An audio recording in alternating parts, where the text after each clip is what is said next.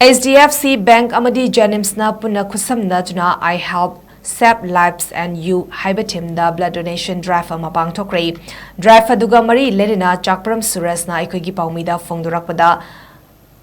Parivatran gi makhada chai khudingi blood donation drive pangthokchana laki makhatana so pangthoknaba honakigani Haiba wafam thamki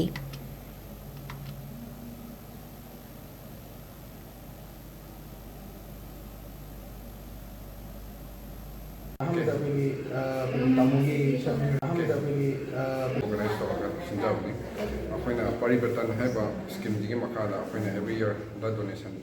date 20 to 5 ni last year of the Hdfc blood donation came sinjawni